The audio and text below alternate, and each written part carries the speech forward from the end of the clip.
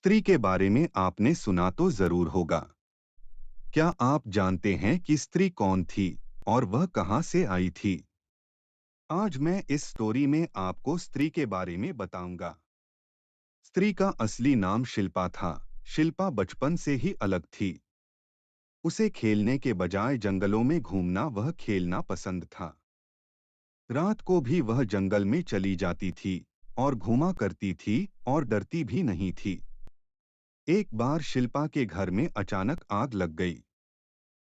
उसका पूरा घर जल गया। उस घर में उनके परिवार वालों की भी मौत हो गई। तब वह उस समय 12 साल की थी। उस रात शिल्पा मदद के लिए बहुत लोगों को खोजी पर कोई नहीं मिला। खोजते खोजते वो जंगल के अंदर चली गई। जहां उसे वहां पर एक घर दिखाई दिया। वह एक औरत रहा करती थी जिसने उसे अपने घर पर रख लिया और उसकी देखभाल भी करने लगी। वह औरत राहुल अपने बेटे के साथ अकेले रहा करती थी।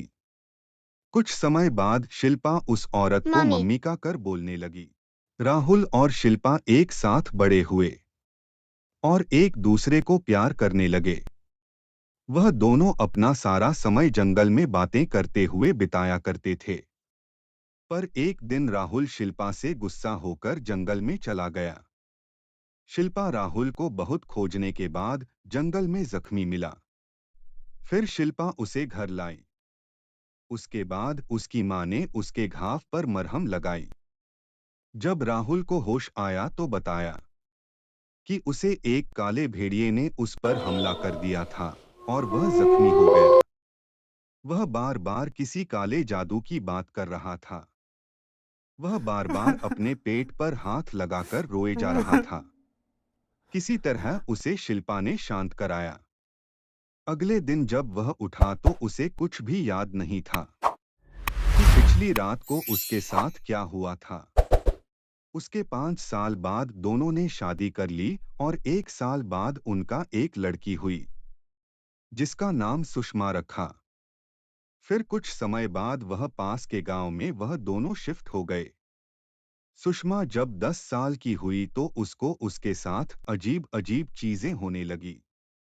उसे कभी कभी काला साया दिखाई दिया करता था और कभी कभी भयानक भयानक आवाजें भी आया करती थी। एक बार शिल्पा ने घर में जो देखा उसे देखकर उसके होश उड़ गया। उसका पति राहुल और सुषमा दोनों मुर्दा हालत में पड़े थे। यह देखकर शिल्पा ने अपनी जान ले ली। पर उसको क्या पता था कि उसका पति और बेटी उससे उसके साथ मजाक कर रहे थे। पर शिल्पा सच मानकर अपने आप को मार लिया। राहुल व सुषमा यह देखकर अचंभित हो गए। तभी एक काला साया शिल्पा की लाश में समा गया। उससे पहले वह कुछ कर पाते तभी उन्हें एक साया दिखाई दिया।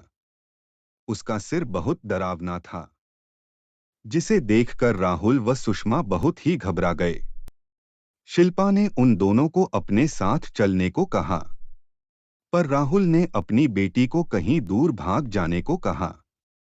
शिल्पा को जब तक यह बात मालूम चली तब तक सुषमा बहुत दूर जा चुकी थी, जिससे शिल्पा गुस्सा होकर राहुल को अपने साथ अपने खौफनाक दुनिया में ले गई।